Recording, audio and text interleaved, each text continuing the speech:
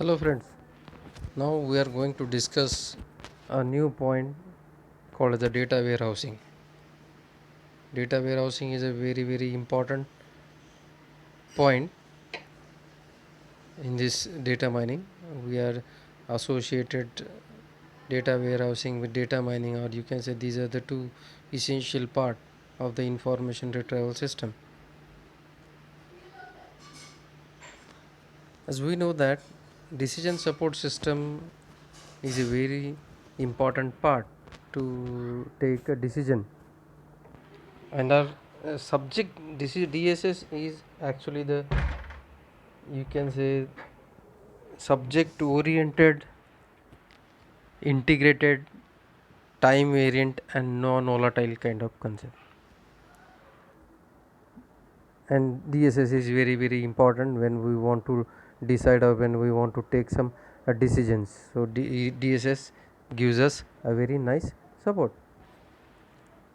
The term data warehouse was first used by the person whose name was William Inman in the early 1980s. He defined data warehouse is to be a set of data that supports decision support system and is a subject oriented, integrated and time variant and non volatile kind of concept. So it definitely, so many concepts are supported by this data warehouse. With the data warehouse we can store the corporate wide data, which is said to be current data or in historical data, or that may be merged into a single repository if required.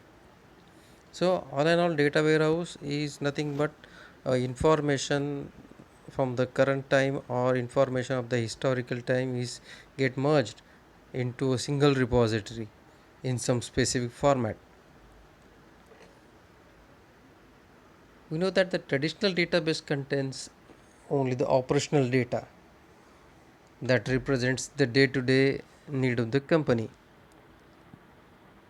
and traditional business data processing systems such as billing, inventory control, payroll, and manufacturing support. Such system supports online transaction processing and batch reporting applications. But data warehouse is something different from them.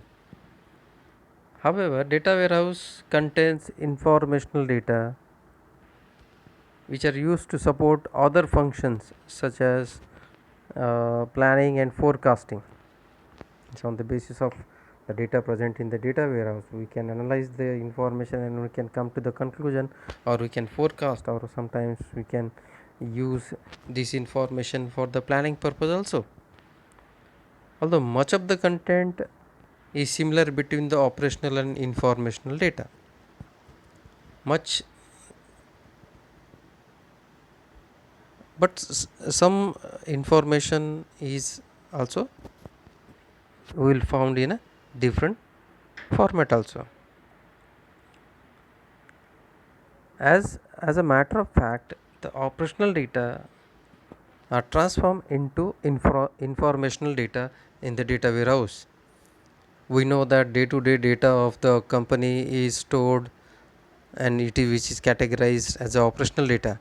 But when we want to store information into the data warehouse, then definitely operational data we have to transform into some informational data, and then we will able to store the information. The application is shown in the diagram that is called as a data warehouse. To access data warehouse includes traditional querying, OLAP and data mining. So these three things are very important to access the information from the data warehouse, that is querying, traditional querying, OLAP and data mining. Since data warehouse is stored as a database, it can be accessed by traditional queries. Now this is structure of the data warehouse. This is the diagram of the data warehouse, where we will found operational data, the data warehouse concept, So this is operational data, this is data warehouse concept, and we'll use some tools to access the information from the data warehouse. That is a query tool we can use OLAP tool, we can use a data mining tool. With the help of these tools we can access the information from the data warehouse. But the difference is that in between operational data and data warehouse data is that operational data, when we want to store into the data warehouse, that for storing information into the data warehouse we have to perform some transformation function on the operational data, because operational data may came from the heterogeneous sources and that may have a different format. To convert these different formats into some specified format into the data warehouse, will then and then only we can store the information. And if in the data warehouse information is stored in some specific format, then we can fire some query tools to access that information. So it is very important part, no doubt. Traditional queries are also playing a very important role in finding out the information from the database or the data warehouse. The data transformation process required to convert operational data into informational data involves many functions. Just now we talked about that is data transformation is important, which is very necessary before storing into the data warehouse. So what we should do to store the information or to transform the information in some proper format. So suppose unwanted data must be removed from the operational data. So these are the things which we want to include to convert into the informational data. So the unwanted data must be removed from the traditional or operational data.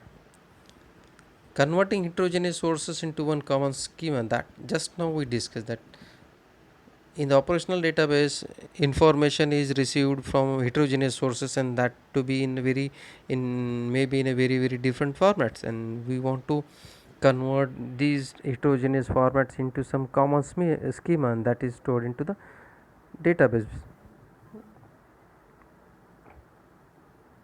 Summarizing the data is performed to provide higher level view of the data. Summarization is very important. We cannot store all the data into the data warehouse.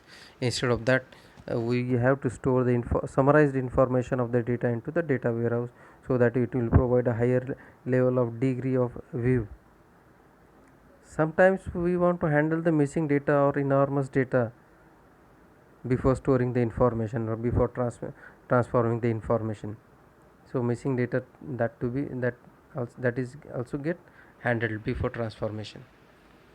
If we are having different types of attribute or attributes, and that we have to convert into some specific format. Suppose some may have an attribute called as age, some may have an attribute called as a date of birth. So before storing the information we have to convert these attributes into some new derived attribute, maybe age, maybe date of birth.